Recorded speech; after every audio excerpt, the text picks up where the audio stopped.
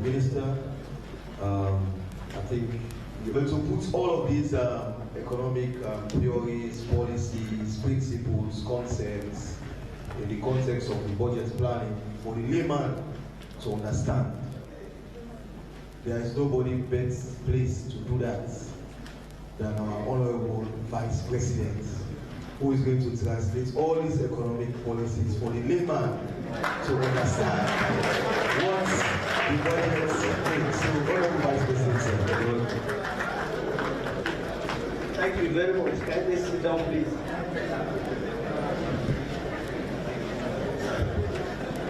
I think, Mr. Chairman,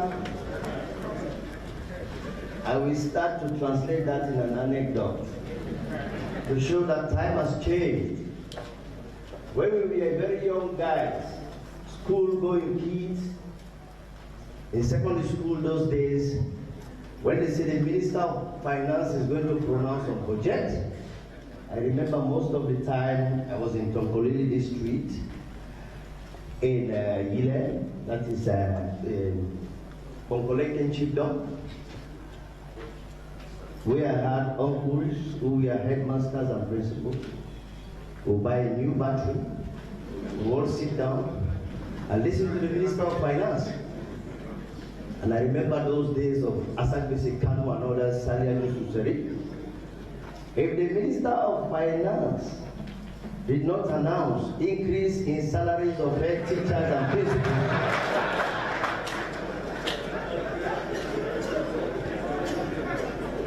we will suffer for 1 week in the house.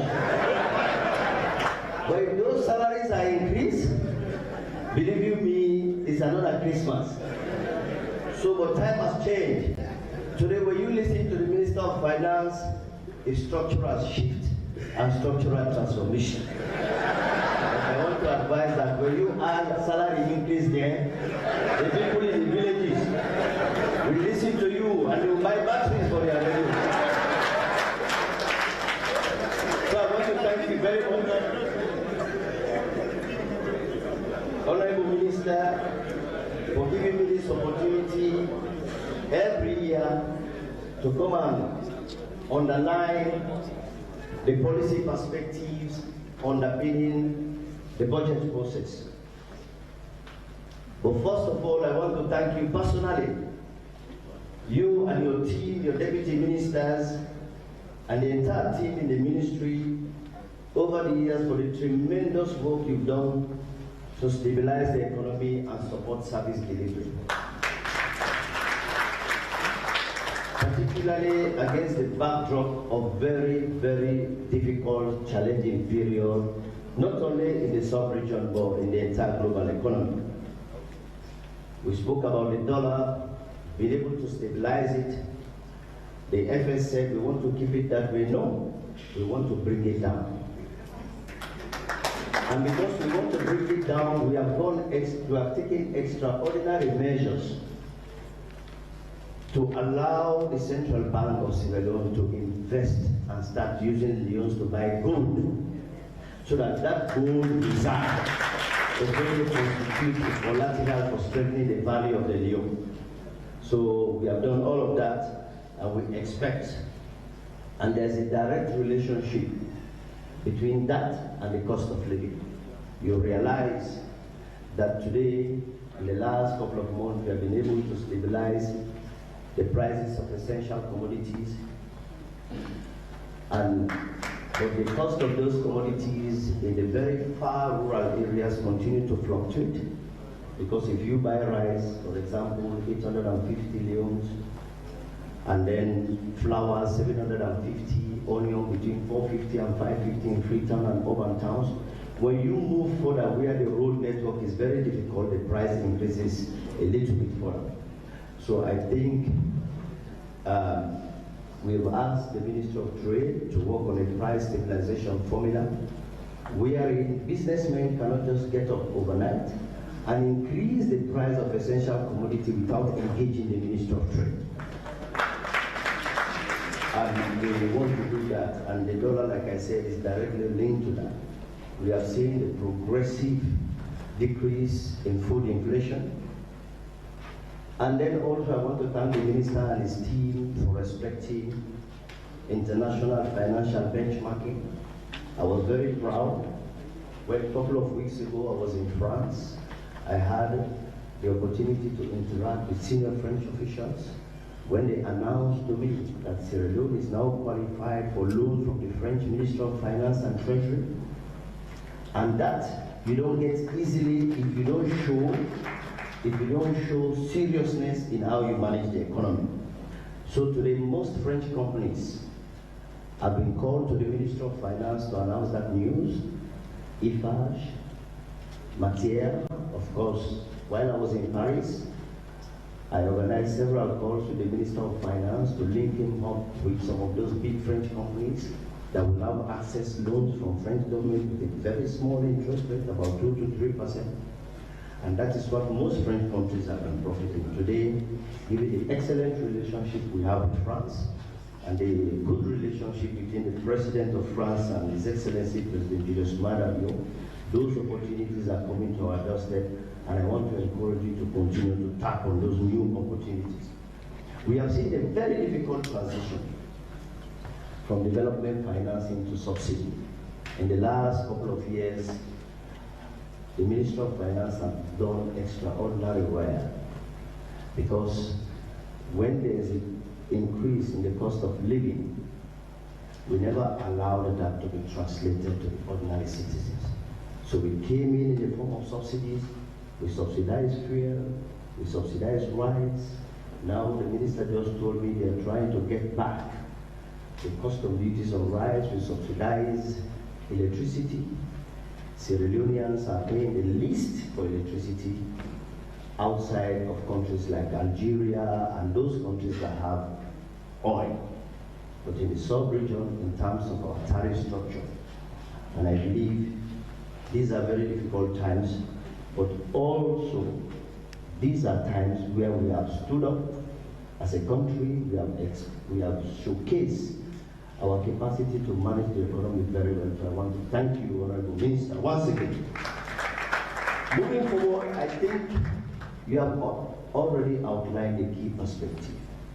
What we expect is what I will call, in the layman's term, bridge budgeting. I don't know whether that is layman enough.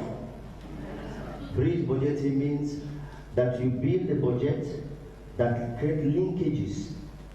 The idea is to consolidate the gains we have made and open new perspective into the big five.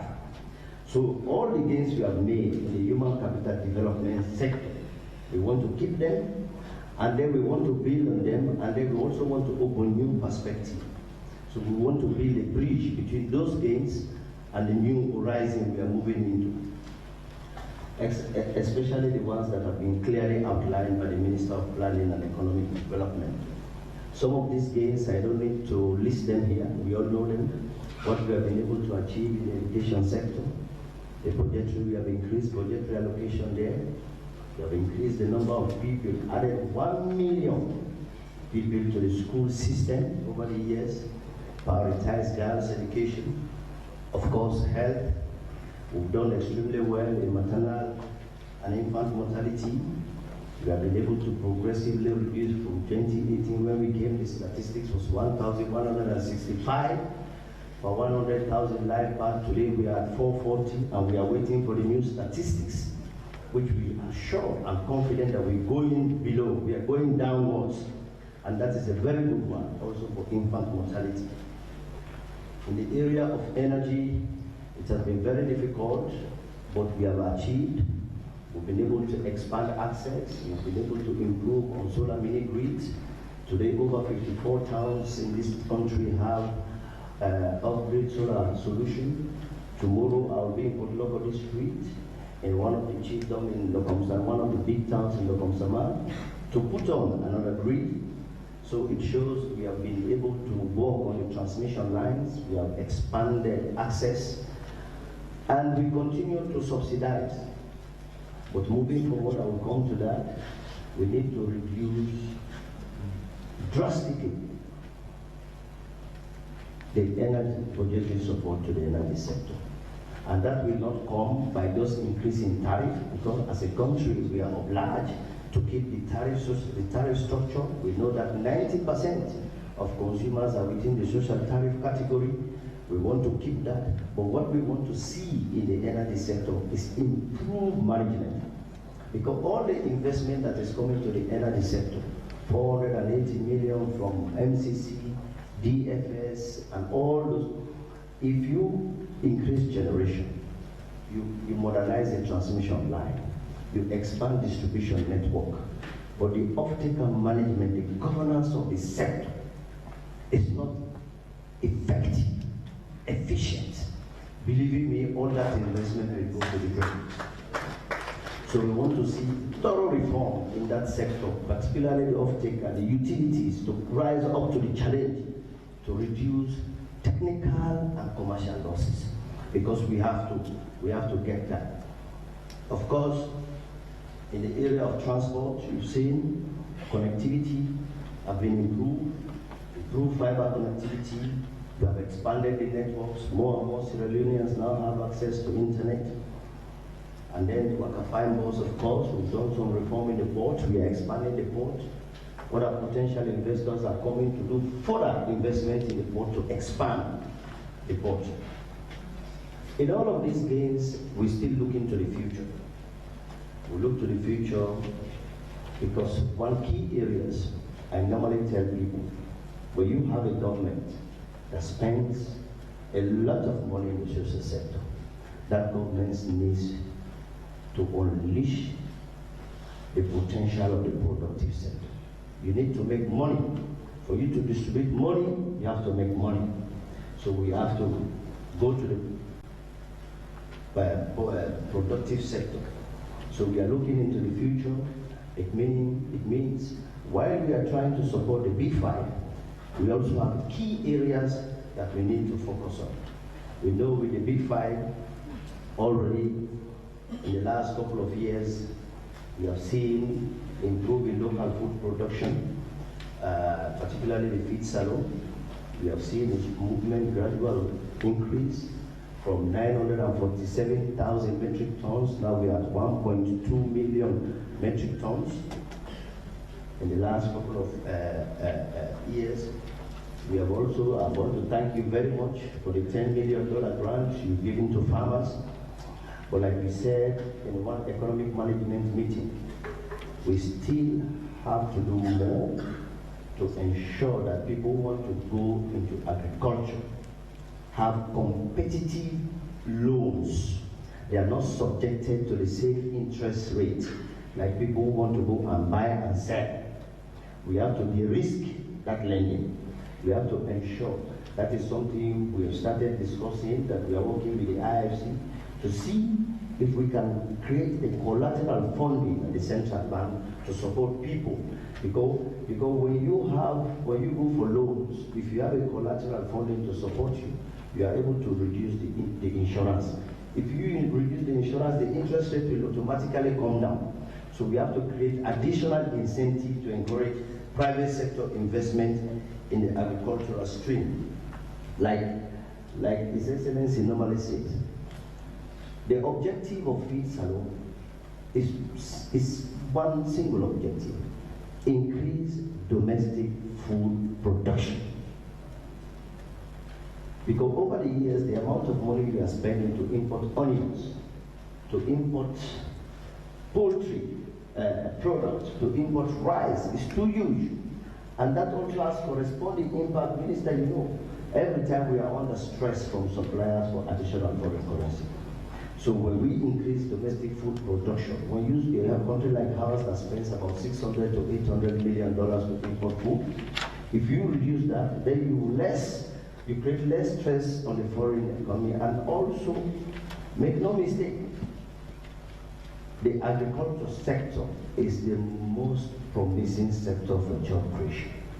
From production to processing to commercialization. It's a huge opportunity. That is, I'm very happy that you made a seminar statement here that you continue to support agriculture. We're very happy about that. And then we have seen massive improvement today, like you said. industry. I'm very impressed that you gave us the statistics. We have worked very hard to encourage companies to come and establish industries here. And now we also have to encourage them. Particularly, we have to review the consensual regime. We are going to give concessions,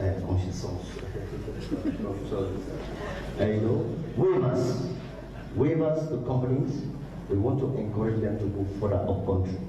Now you have electricity in Bo, you have electricity in Kono, you have electricity, the CLSD line is being extended to the north, to Bolivia, going down to Koinadugu, coming down to Karine. So the further you establish an industry in the region, the more waivers you are going to get. That is an incentive to create jobs in those regions. You know, that would be very, very interesting, because today we have seen the growth of industries in Freetown, and we are struggling to provide space for them. So many people want spaces in the ports, people want to be around Kisi. We are struggling to provide spaces. So let's give them some concessions so that they can move in country, so that that is an encouragement for them to go. Because one of the arguments they normally give is that you don't have electricity in country. Now that we have the CLSG line and it is working, we can encourage them to go. We have seen the growth of industries. Today we produce cocoa, we produce our own sardine, vegetable oil, we export vegetable oil, we export Maggi cube to our neighbors. And then we see onions, the production is getting up. Today, if you go to the PC and Son farm, if they package the onions that are grown there, you will not make a distinction between that and the ones that is imported from outside. That is, we are seeing a lot of investment in that area. Essentially, we have also done very well with regards to infrastructure. You see, we are very happy that when we travel off country, we see communities come to thank His Excellency for the bridges. You know, Operation No Ferry, we are gradually trying to get those old ferries out. And we are always very, very proud when communities come to show their appreciation to His Excellency, the President, for that. We have seen private sector involvement, not only in agriculture, but in so many other things. The basis for job creation is growing. And for job creation, already there's a strategy, there's a job creation strategy which will go to cabinet, that will link all the key sectors within government. And in addition to that job creation strategy, we have expanded dialogue, what we call a social dialogue with labor unions and employers, because we need to take their views into how we are going to carve out our job creation strategy. And we expect the President to launch that job creation strategy in the next couple of months. We have expanded investment in social protection. Over the years, in 2018, when we came, the budget from our development partners were around $22 million. We introduced a new dimension we call the productive social safety net. That allowed us to increase that allocation to $42 million. Just last week, we came at this week to see how to enhance coordination in that space. So these are things that are also being moved by several ministries, including Ministry of Health, Ministry of Education, Gender, Ministry of Youth, and Ministry of Labor. So that is the process that also needs support. On the human capital development is that we've done very well. I'm very happy that you made a commitment to support that. And I must say the challenges we have now in that sector is to improve management in one or two areas. Donors are calling for the expansion of the school feeding program. They express challenges in the school feeding program, and I believe expansion of the school feeding program has not been accompanied by a solid infrastructure that allows us to properly monitor that. The Minister is here to take note of that. That is one thing that came from the Kenema meeting. And then also when it comes to health, we've done very good indicators. Hospital management is still a challenge. We go to hospitals and we see that there are challenges there. But that is also related to the fact that allocations within the ministry is very slow. So the last time we had a meeting with the minister, we decided to carve out a terminology that we call life-saving allocations. You have allocations that are very critical, that when they are stalled, like allocations to the security sector and the health ministry, when they are stalled, they automatically impact the management and functioning of hospitals. And sometimes it's a problem. So let's get that recurrent, let's get that as a priority so that we don't delay on that. That will help to improve hospital management as well. We still know we have to reduce out-of-pocket expenditure on health. That is one key area. On infrastructure, we are very pleased with what is happening in the Ministry of Communication, Technology and Innovation, Digital Transformation and Technological Advancement. We have seen increased connectivity, like I just said.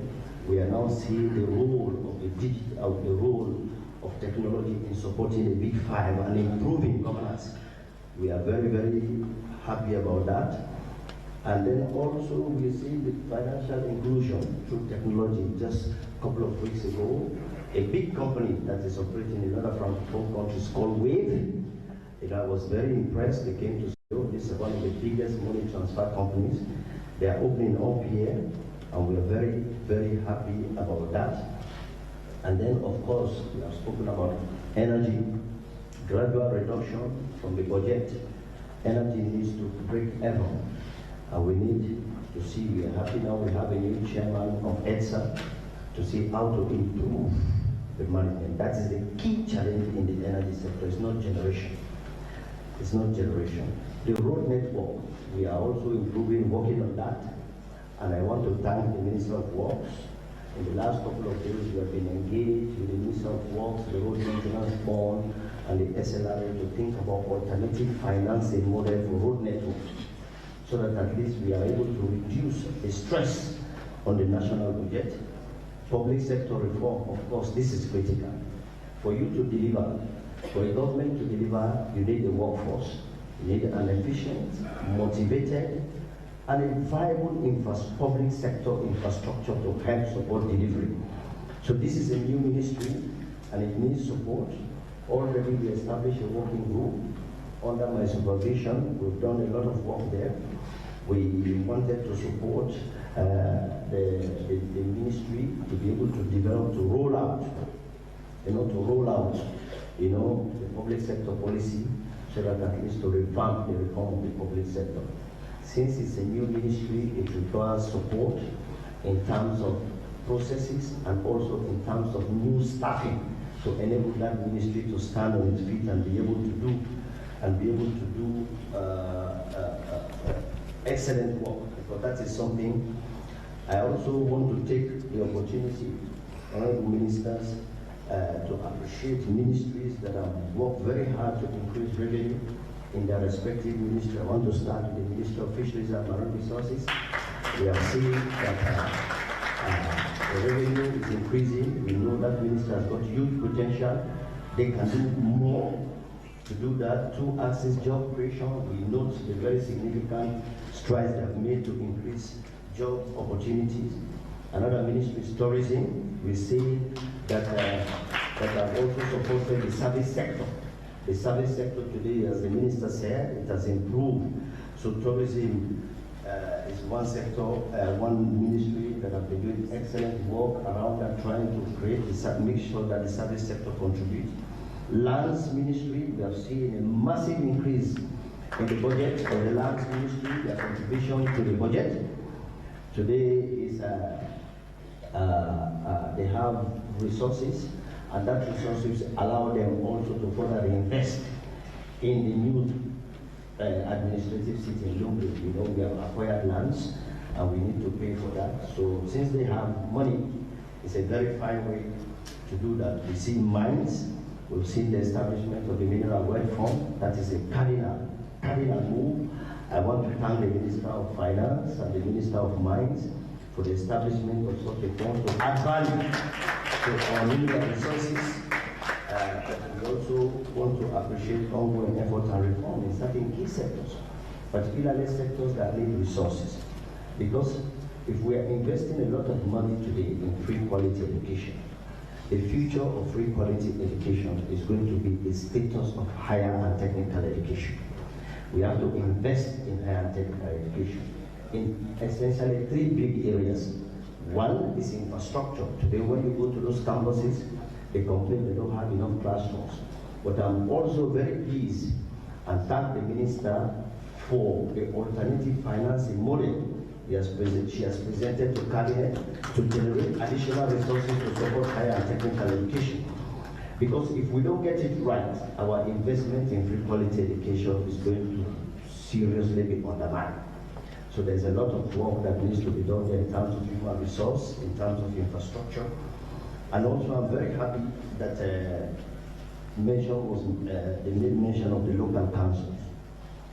Local councils, they are central to delivery. Make no mistake, if you go to these councils, just in the last couple of days I've been in Bo, I've been in Kerema, I've just got another interministerial committee meeting. If you don't have councils in this country, governance will be crippled. Because the number of negotiations, development, social assistance negotiations, these councils are involving from ward level to the district level to the municipalities are huge. So they need support. And we spoke, we made a fantastic presentation, the ministry made a fantastic presentation on how to support them. And one thing that we agreed on is capital grants. The capital grant council, no council in this country has got a single vehicle. If you can help them with the purchase of 25 vehicles, that will go a long way to support them. I want you to please pay attention to that, put that in the budget, so that at least one vehicle per council, we have 22. So just to round it up 25, that is. New areas of financing. Please, we want to encourage ministers that have got new opportunities of financing. Climate financing, very, very important. Climate financing is also very important, and we want to pay attention to that. But the ministry also does not have enough human technical staff. If you can support the ministry to be able to get the kind of technical staff they need to be more proactive in climate financing, that will be great. Distinguished ladies and gentlemen, I think the Minister of Finance has said everything. And like I just said, my responsibility here is to draw the Ministry of Finance and also to appreciate key sector ministries that are really revenue generating ministries that have been doing very well to continue to do more. We still have a lot of challenges, and I know, and that, but we are on a very good trajectory. We are working very hard as a government. We have been able to provide support to critical sectors against very difficult times. I'm very happy that the minister made mention that is not going to increase tax, but the challenge we have is to enhance tax management.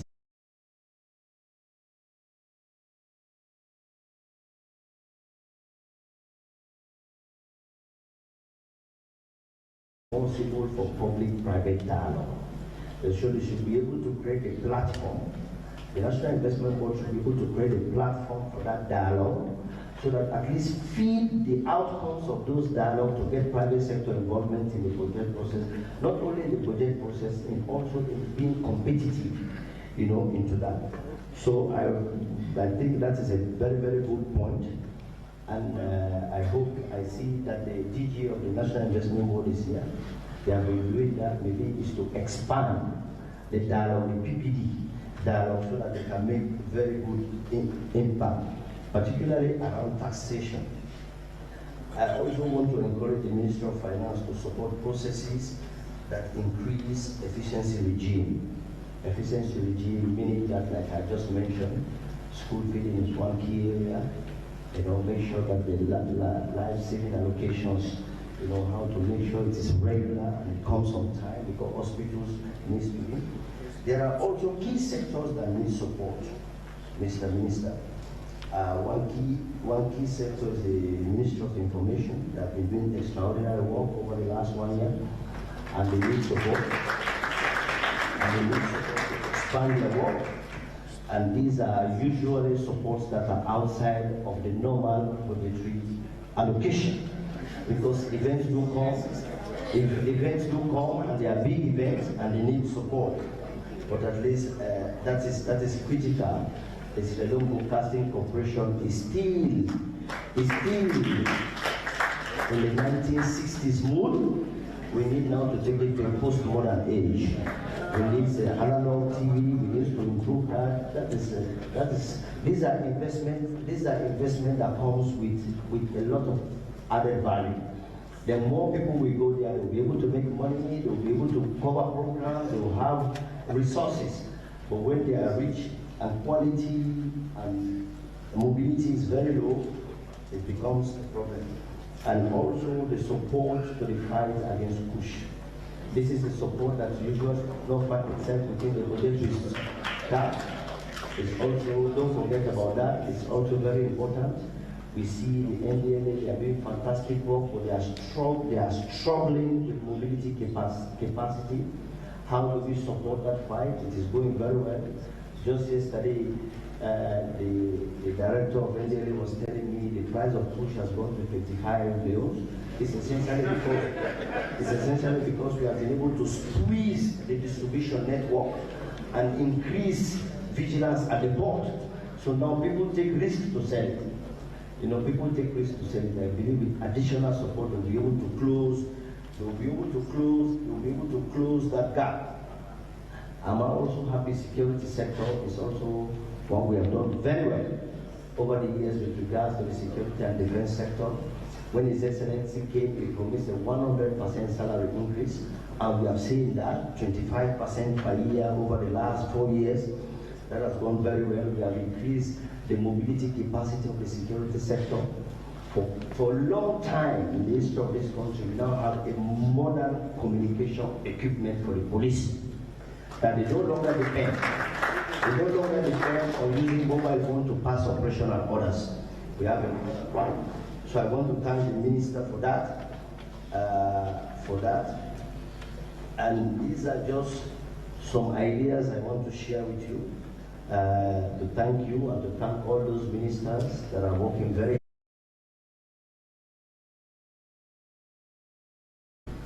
And I've already passed your message that for you to buy battery and listen to the radio, that the discourse of the budget, the finance minister has to shift a little bit from structural to welfareism in terms. But we also want to appreciate all of you. We want to thank, I know the next couple of days will be very interesting. The other thing that I want to finish on is what we also concluded on, is the budget ceiling. Usually, if you are cutting down on the budget ceiling, please open a space for dialogue. Sometimes ministries develop their budget against critical benchmarking in light of their mandate. So if there's going to be a drastic cut, please open a dialogue space, discuss with them, exchange with them, so that at least you can make adjustments where necessary. Where necessary, it is very critical. Because I remember the discussion we had with you and the Minister of Health on the life-saving allocations, and I was very surprised that the budget cuts for the Minister of Health was really drastic.